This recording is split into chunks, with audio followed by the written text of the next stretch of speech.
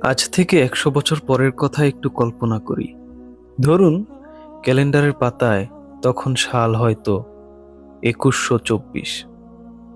এটা বলা যায়, আজকের আমরা যারা পৃথিবীতে বেঁচে আছি সেই সময় একজনও হয়তো বেঁচে থাকবো না। প্রত্যেকে আমরা এই পৃথিবী ছেড়ে চলে যাব।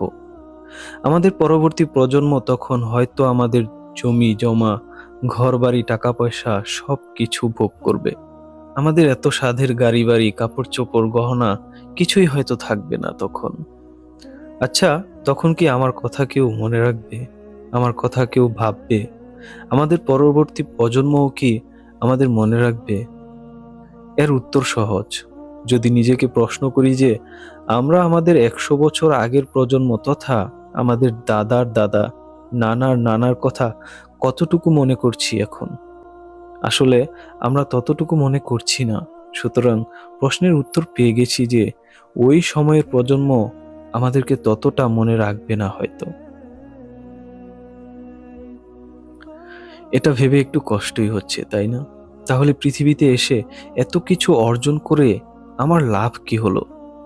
সত্যি কথা বলতে কি, এই পৃথিবীতে নিজের বলে আসলে কিছুই নেই। আমরা মৃত্যুর সময় সঙ্গে কিছুই নিয়ে যেতে পারবো না।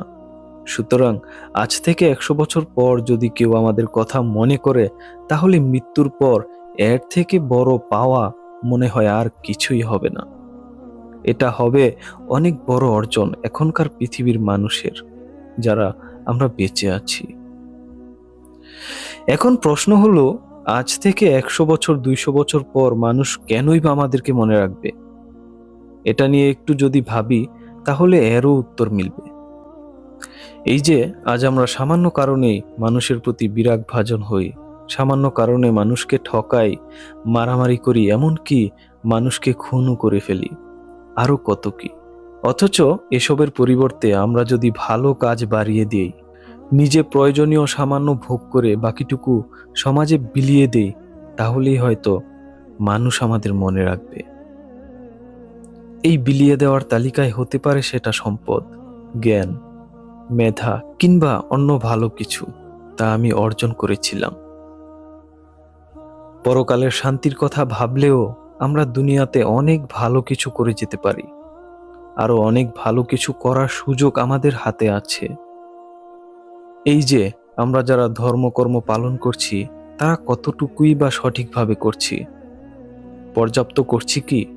তাহলে আমাদের ধর্মীয় মূল্যবোধ থেকে হলেও ভালো কাজগুলো বাড়িয়ে দেওয়া উচিত। ধর্মীয় বিধান অনুযায়ী যেভাবে চলার দরকার সেভাবেই চলা উচিত।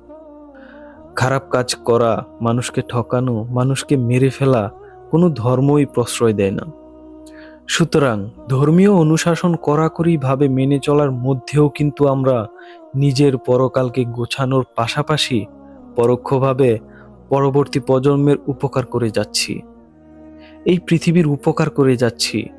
এটা করতে পারলে একদিকে আমাদের পরকাল ভালো হলো, অপরদিকে আমার ভালো কাজের মাধ্যমে পৃথিবী যদি উপকৃত হয়, তাহলে সেটা পরবর্তী প্রজন্মও মনে রাখবে এবং আমার জন্য দোয়া করবে।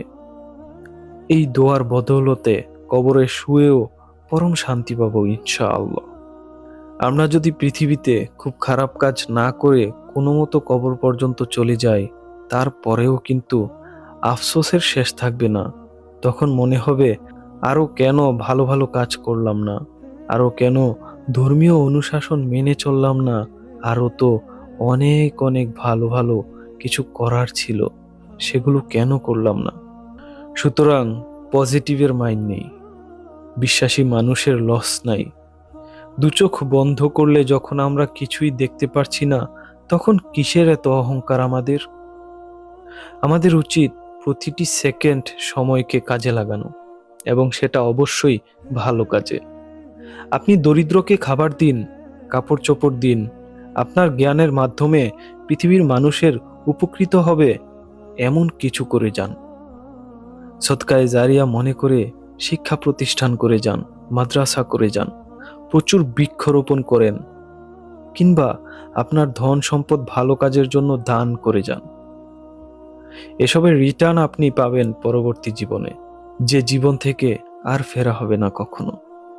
তখন মনে হবে দুনিয়ার জীবন থেকেই আজ পরকালেও আমি সত্যিকার ভাবেই সফল।